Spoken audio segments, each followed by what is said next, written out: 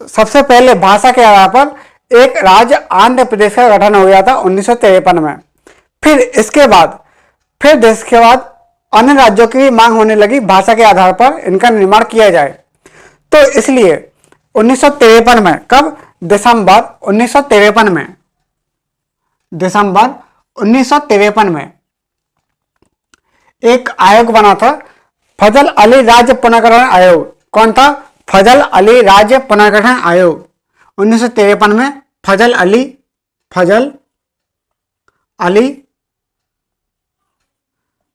राज्य पुनर्गठन आयोग।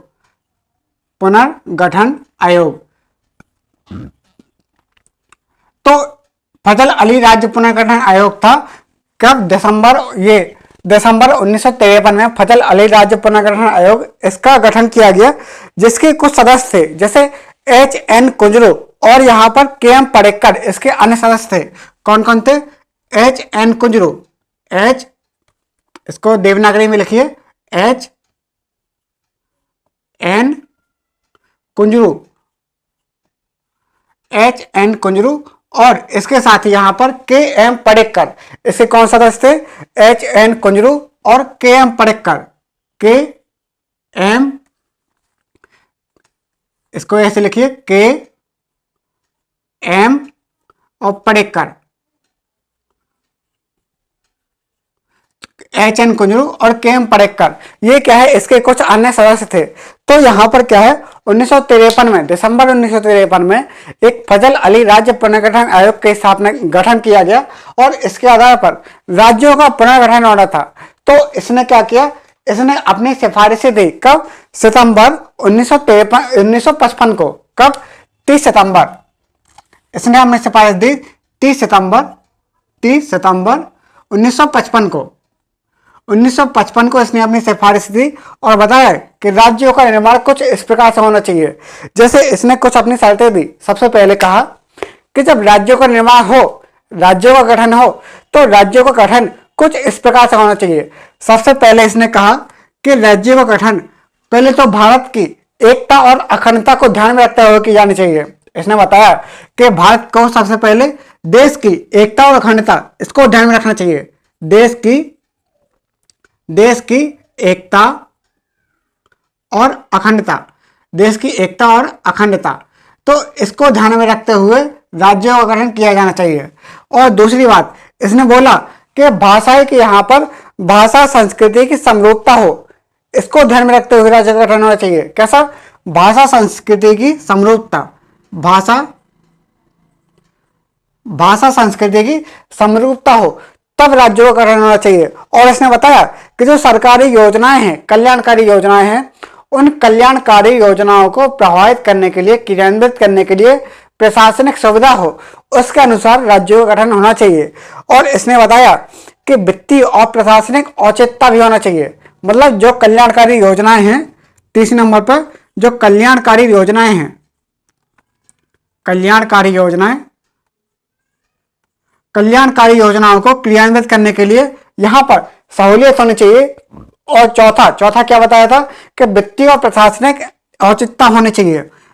इनको ध्यान में रखते हुए राज्य का गठन किया जाना चाहिए। क्या हो? वित्तीय और प्रशासनिक औचित्य, वित्तीय और प्रशासनिक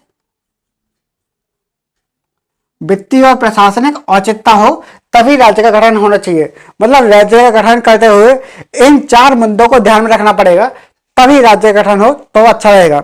तो फिर इसने क्या किया?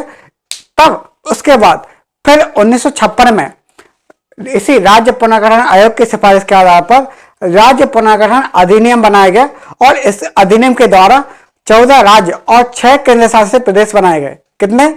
इस अधिनियम के द्वारा यहां पर राज्य पुनर्गठन अधिनियम स्थापित बनाया गया। राज्य पुनर्गठन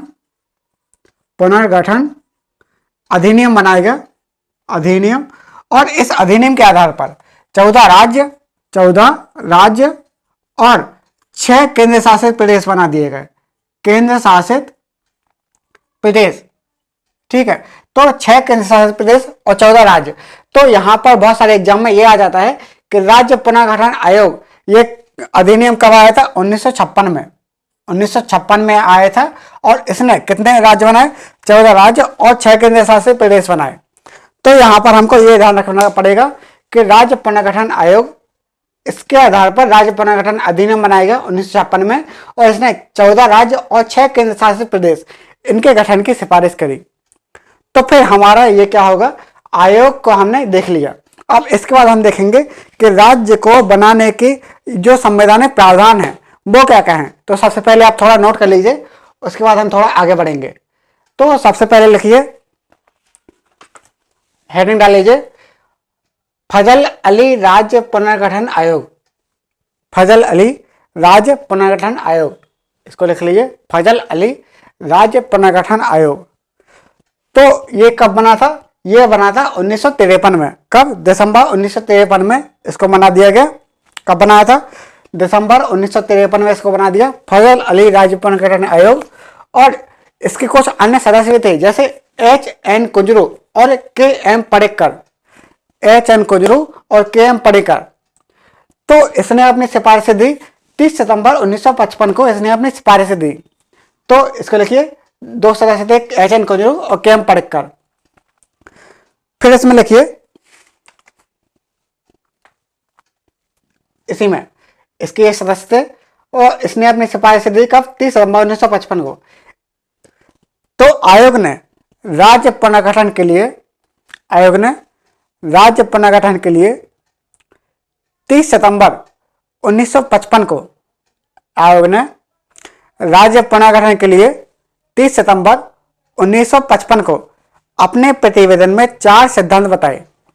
इसने अपने प्रतिवेदन में कब? 30 सितंबर 1955 को अपने प्रतिवेदन में 4 सिद्धांत बताए। 4 सिद्धांत कौन से थे? नंबर 1, देश की एकता और अखंडता की सुरक्षा और संरक्षण। देश की एकता और अखंडता की सुरक्षा और संरक्षण। पहला, देश की एकता और अखंडता की सुरक्षा और संरक्षण। दूसरा बताया, वित्तीय और प्रशासनिक सुविधा यानी औचित्य। वित्तीय और प्रशासनिक औचित्य। वित्तीय और प्रशासनिक औचित्य। अगला देखिए,